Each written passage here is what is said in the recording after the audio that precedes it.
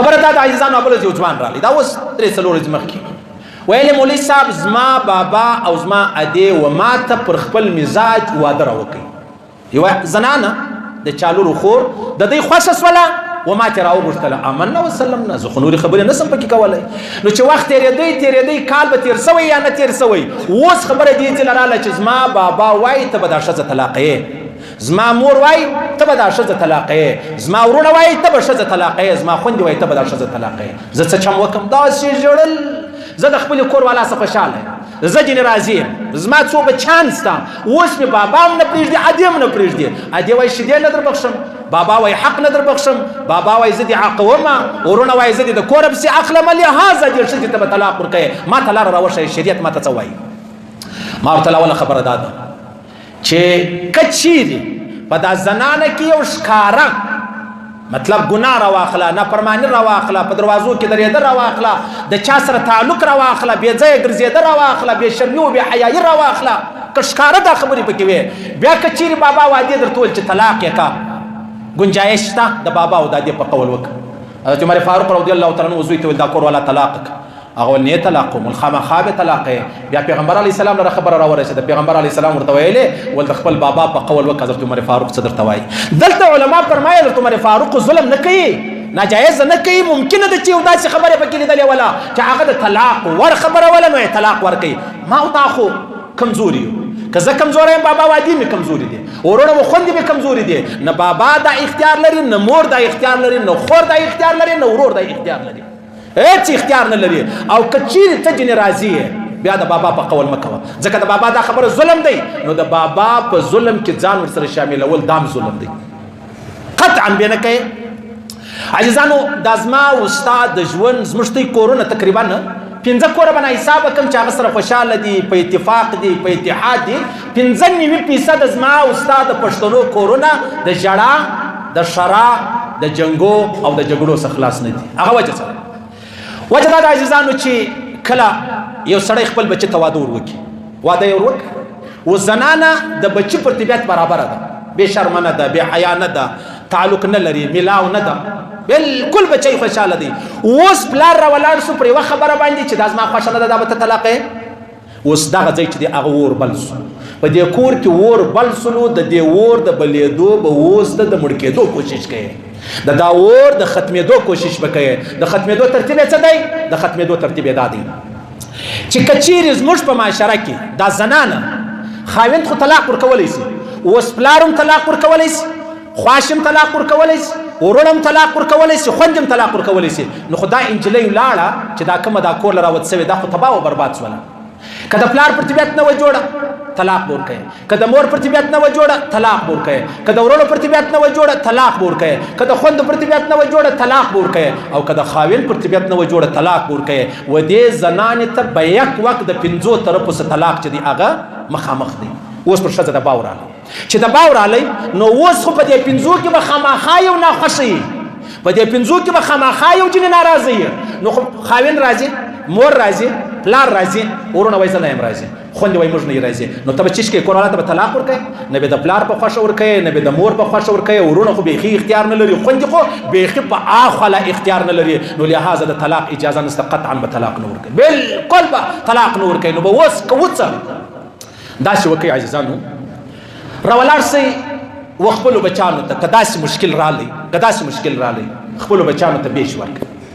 خپلو بچانو ته بیش ورکړئ چې ته دا بچانو ته بیش ورکې بیا کم سے کم ستا د کور نیم اور مړ سلو راولاړ سه زوی ته ووایه چې زویه ښځه ستا خوښه ده زموږ ناخوښه ده نو داسې به وکړو چې نو طلاق مه ورکوه ورسه یا کور لرم یا کرایې ځای لرم یا وس لرم تا به زه جلا کړم تا و کور والا سره ووسېږئ ته راځه زما خدمت کوه کور والا دې ستا خدمت کوي هلته بچی بچاو سو د طلاق دلته زوی بچاو سو د طلاق او هلته د پلار سره تعلق خرابېده چې د هغه نه رالو دا ټوله سلسله برابره سوه او که ته وایي یا بیشم نه در کوم ښځه به هم طلاقې او حق هم نه در کوم بیا د خپل کور تماشا کوه چې ستا کور به د جهنم یوه کناره جوړه سي د جهنم یو کونج جوړ سي لهذا د دې خبرې حل دا دی عزیزانو چې تاسو که داسې مشکل رالی تاسو خپلو زامنو ته بیشم په خوشحالي یې ورکوئ په رضا یې ورکوئ منم هغه ځوان د هغه ځواني د خاورې سي چې د بابا او د ادې عزت په د باندې پرانه وي هغه ځواني د خاورې سي چې د بابا او د ادې خدمت په د باندې پرانه وي او هغه بابایي د ان خاورې سي چې هغه صرف د خپل خواهش مطابق وزوی ته وای خامخا به لور ته کور والا طلاق کوي کنه زه تا د کوره پسې اخلمه بیا دا کور ور واخستی معاشرې ور واخستی دا د سمېدو بیا هیڅ ترتیب چې د هغه نه برابرې شي صحیح سلوک یعنی عزیزانو موږ ډېر ځله لیدلی دي یوه زنانه په خپل کور کې خودکشي وکړي ولې دې وکړله زما د خاوند د ورونو د وجې مې وکړله ولې دې وکړله زما د خاوند د خوندو د وجې مې وکړه ولې زما د خواشي او د خسر د وجې نو چې دومره لوی مشکل مابین له راولې بیا ولې دغه نه کوي چې راولاړ سي بیش ورکړي بیش بده خبره ده ظلم دی هېڅ بده خبره نه ده حالانکې په شریعت کې خبره ده د عزیزانو چې یو سړی زوی ته واده ورکوي د واده اولنی شرط دا دی چې دې زنانې ته بالاخره کور ورکوي اولنی شرط دا دی چې دې زنانې ته بالاخره کور ورکوي په شریعت کې دا دی خوراک لباس کور مکان دا درې خبرې به ته لرې بیا تا ته واده جایزه دی که تا دا درې خبرې نسوي سره رسولې بیا تا ته واده نه دی جایزه نو ته راولاړ شو په ګډ کور کې دی دا خپل کور والا واستوله که استېدله گزاره یې کوله خو ډېره ښه خبره ده الله دې ژوند ورکړي خوشحاله دې الله لري که نه کېدله بیا پر تا باندې اولنی حق دا دی ته به ښځې ته ته یې ورجلا کوې اولنی حق دا دی اوس دا سپین سرې ما ته ډېرې په خښم دي چې مولوي صاحب یو زوی دی هغه ته راته خطا باسي یوه نژور مې درلود هغه ته راته خطا باسي الله دې ما وساتي الله دې ما وساتي زم خوندې لرم زم لوړې لرم زم مطلب د غسې ژوند لرم لکه ته چې لرئ خو زه به یو اسانه تورې ورته وایم د هغه سپین سرې ته به وایم چې مورې ستا لور چې تا ود کړې ده هلته د خسر و د خواش څخه خوشحاله نه ده هغه د خپلو لیورو د هغه رقم د خاوند د خوندو څخه خوشحاله نه ده چې طلاق ورکړي ښه دی که بیش ورکړي دا وایي بیش دې ورکړي نو زما لور خو د دې مزدوره نه ده د هغه خبره ده نو دلته ستا په کور کې چې دا کومه نژور ده هغه هم ستا مزدوره نه ده هغه هم ستا مزدوره نه ده دغه ځوان راته ویلې مولوي صاحب چې کور ته راسم کله مې پلار کور والا وهلي کله زما ورونه وهلي او کله زما خوند وهلي دا زما کور والا یعنی دا به څنګه معاشره چې یو لیور راولاړېږي ورېنداره وي دا به څنګه معاشره وي خو سر راولاړېږي خپله نژور وي دا ژوند دی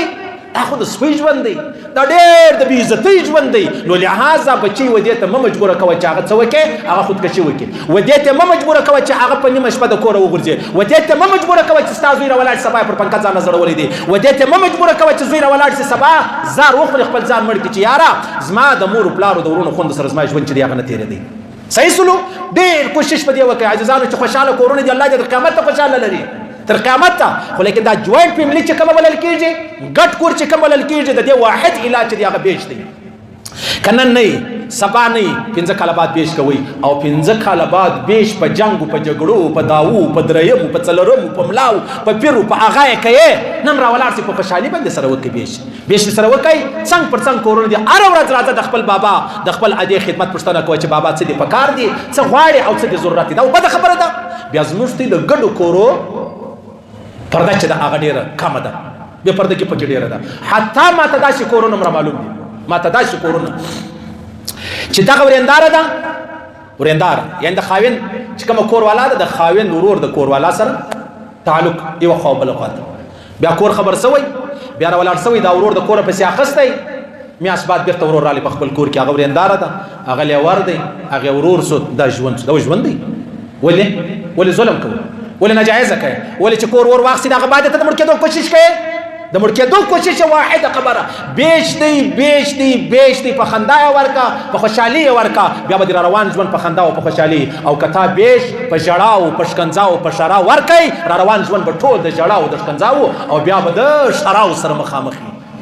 صحیح سلو بیا بله بنیادي خبره درته کوم عزیزانو چې زموږ په کورو کې یو زنانه راواده کو عام طور چې دا زنانه بغاوت کوي عام طور دا زنانه چې دا هغه تنګېده کوي نو د هغه یوه بنیادي وجه دا ده چې دغه کومه ښځه تا راوت کړې ده د هغه مور لاره ورښایي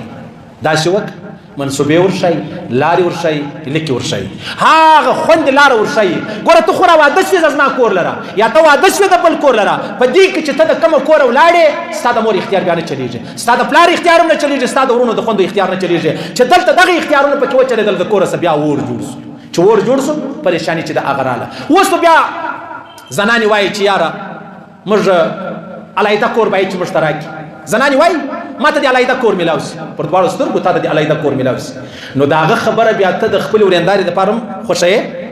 که د ورېندارې دپاره خوښوې بېشکه ستا حق دی او که د ځان دپاره خوښوې ورېنداره دې بیا د خپل مور و پلار